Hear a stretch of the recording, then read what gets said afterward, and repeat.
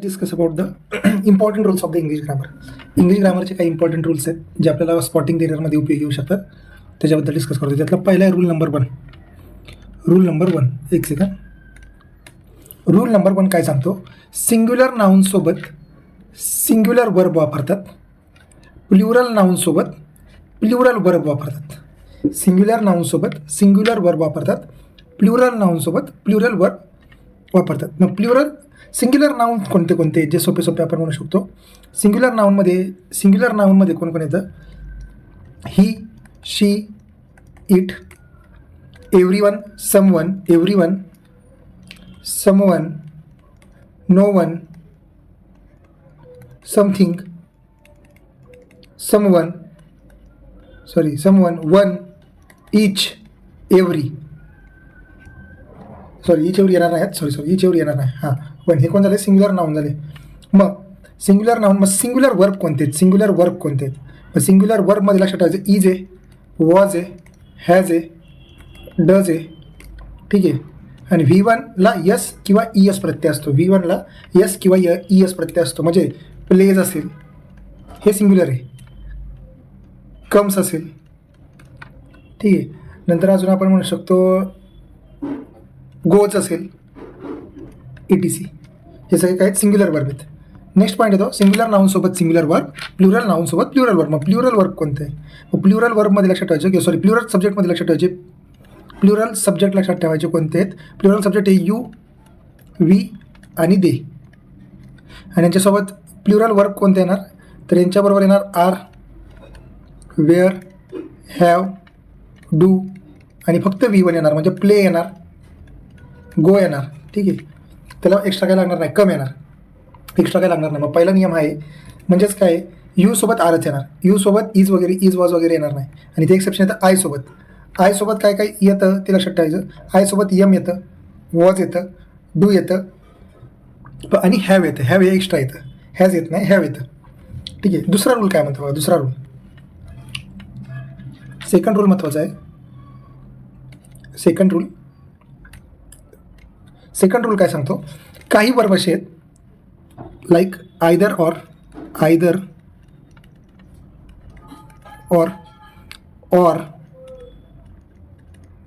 दुसरे neither neither nor, not only but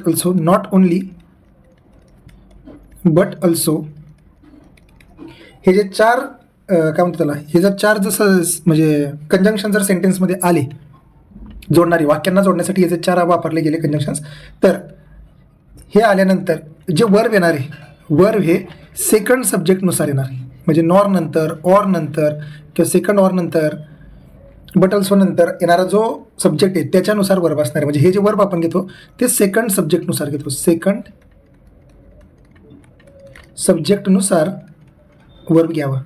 either or neither nor किंवा not only but also असेल तर verb हे सेकंड सब्जेक्टनुसार घ्यायचं. ठीक आहे. नेक्स्ट आहे तिसरा महत्त्वाचा रूल आहे जो पेपरला येऊ शकतो. त्याच्यामध्ये जर वाक्यातील दोन noun as well as, like unlike,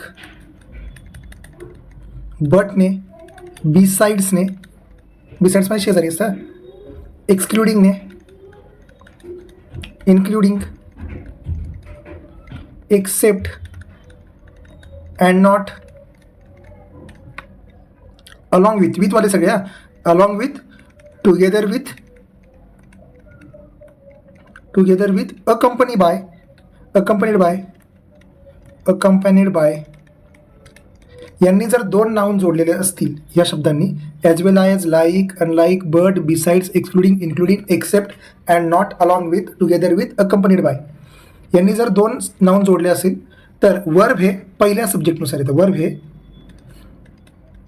first सब्जेक्टनुसार घ्यायचं. सब्जेक्टनुसार घ्यावे.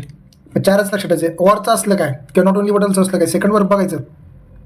आणि जर like, unlike, but, besides, excluding, including, except and not, along with, together with, accompanied by, as well as, like, unlike जर असेल तर वर्ब हे फर्स्ट नाऊननुसार घ्यायचे. वर्ब कुणानुसार घ्यायचे? पहिल्या नाऊननुसार घ्यायचे. ठीक आहे.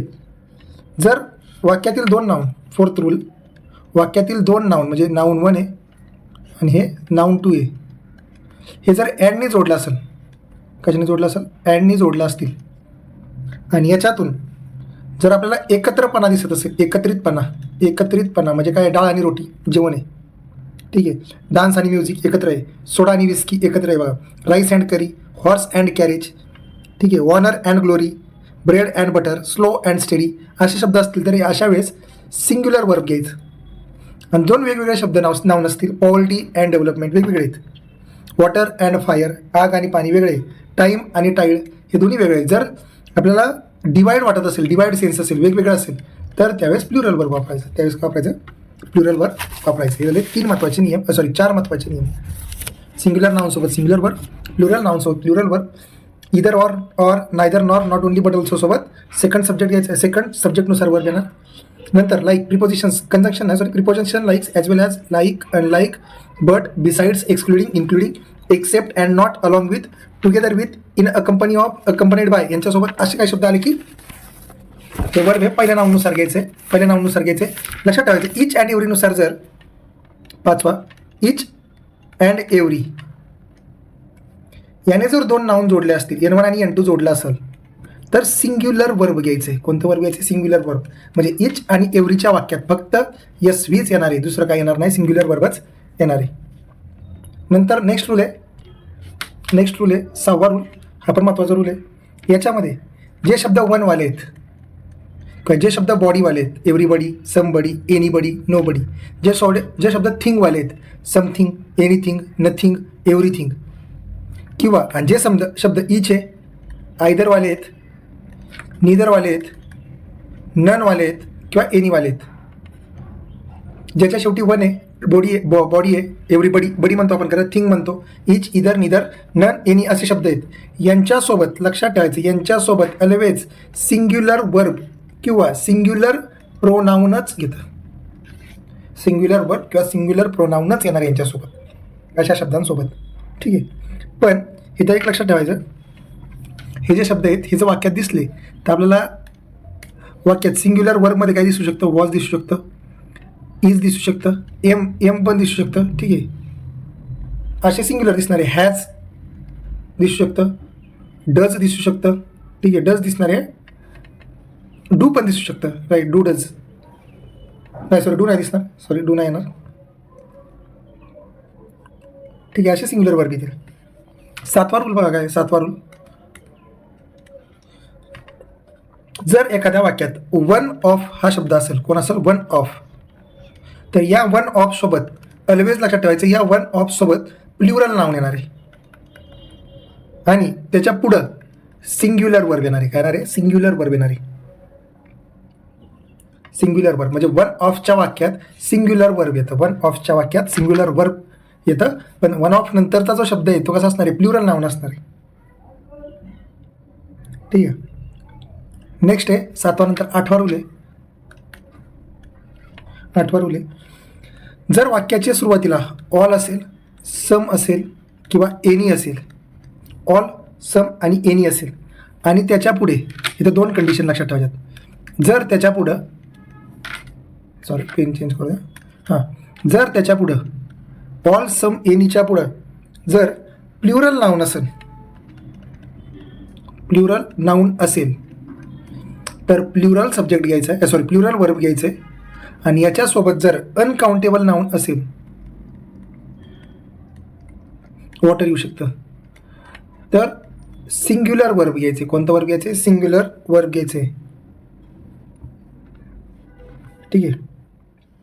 ऑल, सम, एनीनी सुरुवात असेल, जर अनकाउंटेबल नाऊन असेल तर सिंग्युलर वर्ब, आणि जर प्लुरल नाऊन असेल तर प्लुरल वर्ब घ्यायचे, ठीक आहे. नेक्स्ट आहे महत्त्वाचा पॉईंट, जर एखाद्या वेळेस युनिट आणि क्वांटिटी दिली असेल, क्वांटिटी अँड युनिट असेल, क्वांटिटी आणि काय असेल? युनिट असेल. फॉर एक्झाम्पल टाईम दिला असेल तासांमध्ये, मनी दिला असेल, पैसे दिले असतील, स्पीड दिला असेल, डिस्टन्स दिला असेल किंवा स्पीड दिला असेल किंवा डिस्टन्स दिला असेल, हाईट दिलं असेल, आणि यांना जर एकत्रित दिलं असेल, एकत्रित म्हणजे काय, 10 किलोमीटर हे खूप कमी डिस्टन्स आहे, 10 किलोमीटर एकत्रित दिलं, हे पूर्ण एक डिस्टन्स कन्सिडर केलं ना, तर एकत्रित दिलं असेल तर त्याच्यासोबत लक्षात ठेवायचं सिंग्युलर वर्ब वापरतात. आणि वेगवेगळ्या पद्धतीने दिलं असेल, वेगवेगळ्या पद्धतीने दिलं असेल तर प्ल्युरल वर्ब वापरायचं. कधी प्ल्युरल कधी सिंग्युलर ते कळलं पाहिजे. इथं फक्त नियम आहेत, क्वेश्चन्स पाहिजेत अजून. हा झाला 9वा रूल. नेक्स्ट आहे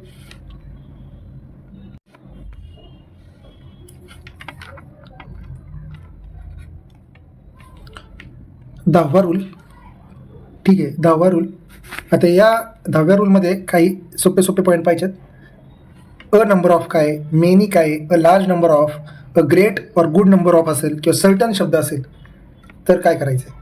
ठीक आहे, प्ल्युरल नाऊन कधी, सिंग्युलर नाऊन कधी वापरायचं ते. ठीक आहे, जर वाक्याची सुरुवात मेनी अने दिली असेल, मेनी अ, किंवा मोर दॅन वनने दिली असेल, मोर दॅन वन, किंवा असर्टन दिलं असेल, काय दिलं असेल, असर्टेन, सर्टन नाही असर्टन असेल तर दोन्ही मिळून असेल तर त्या वाक्यात साठी याच्यानंतर येणारं जे नाऊन आहे ते सिंग्युलर नाऊन असतं. आणि याच्यानंतर सिंग्युलर वर्ब, कारण की आपण बघितलं सिंग्युलर नाऊन नंतर सिंग्युलर वर्ब वापरतो. Many a, more than one आणि असर्टन. ठीक आहे, नेक्स्ट आहे 11th रूल. त्याच्यात फरक आहे काय बघा. 11वा रूल काय म्हणतो, 11वा रूल, जर वाक्याची सुरुवात अ नंबर ऑफ असेल, a number of, many, many a नाही फक्त मेनी आहे, अ लार्ज नंबर ऑफ असेल, अ लार्ज नंबर ऑफ, किंवा सर्टन शब्द असेल, फक्त कोणता शब्द असेल, सर्टेन, तर या ह्याच्यात उलटं फक्त त्याच्या अपोजिट असणार आहे. याच्यासोबत प्ल्युरल वर्ब, प्ल्युरल नाऊन घ्यायचं, पुढं प्ल्युरल वर्ब घ्यायचं, प्ल्युरल नाऊन प्ल्युरल वर्ब येणार आहे या चौघांसोबत. ठीक आहे, आणि एक एक्सेप्शनल सिच्युएशन लक्षात ठेवायची. जर वाक्यात मोर शब्दानंतर जर प्ल्युरल नाऊन असेल आणि नंतर दॅन शब्द असेल तर लक्षात ठेवायचं पुढं काय येणार आहे, प्ल्युरल वर्ब येणार आहे. कोणत्या येणार आहे, प्ल्युरल वर्ब. पण नॉर्मल कंडिशनला काय तर सिंग्युलर येत होतं.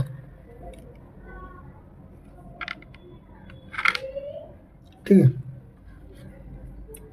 जर काही विषय असतील, समजा विषय सब्जेक्ट्स, 12वा रूल, काही विषयांची नावं असतील, for example mathematics, politics, physics, economics, अशा विषयांची नावं जर असतील आणि ही नावं जर सिंगली एकटीच असतील, एकटीच वापरली असतील स्टार्टिंगला वाक्याच्या, तर ती सिंग्युलर असतात.